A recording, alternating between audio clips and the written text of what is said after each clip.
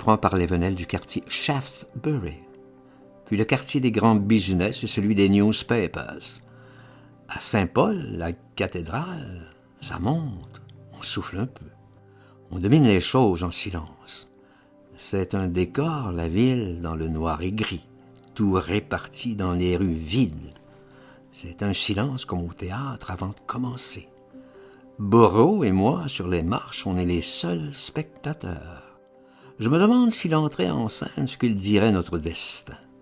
Avec quel mot venu de bien loin encore il s'adresserait à nous. J'aime mieux ne rien savoir, ne rien connaître.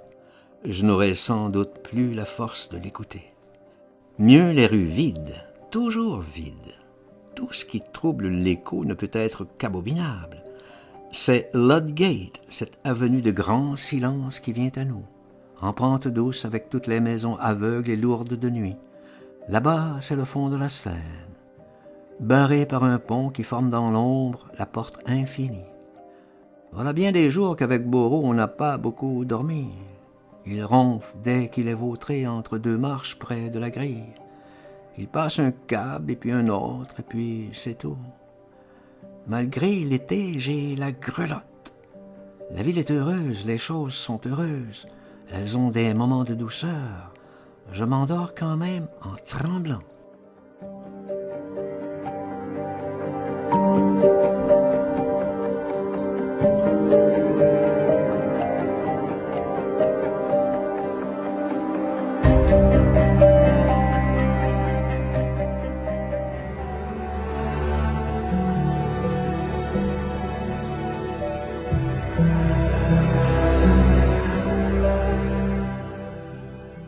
J'ai été mal parti dans l'existence.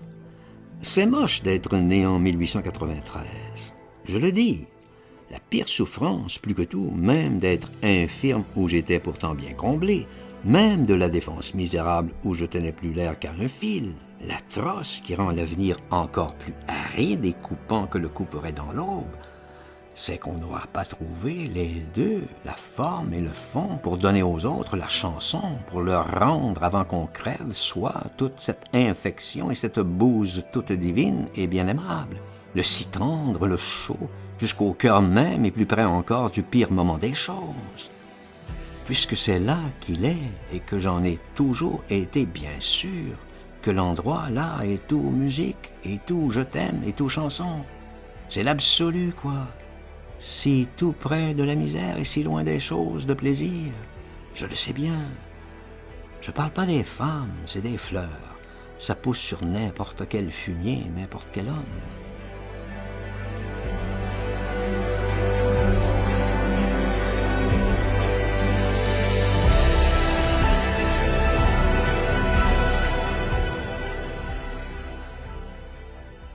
Faudrait bien que je vous donne ici l'impression du paysage.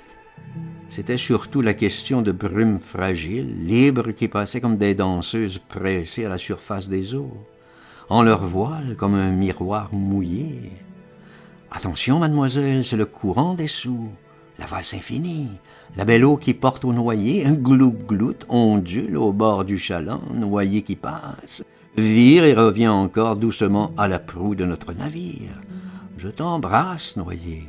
Embrasse mon rêve, si nous avons la force, ta bouille bouffie, crevée d'hélices, courant tous les chagrins. Rivière passe encore à la rive où reprennent les choses. Ils sont partis tous les trois. Ils m'ont laissé, la brume les a pris. Il était 6 heures du matin.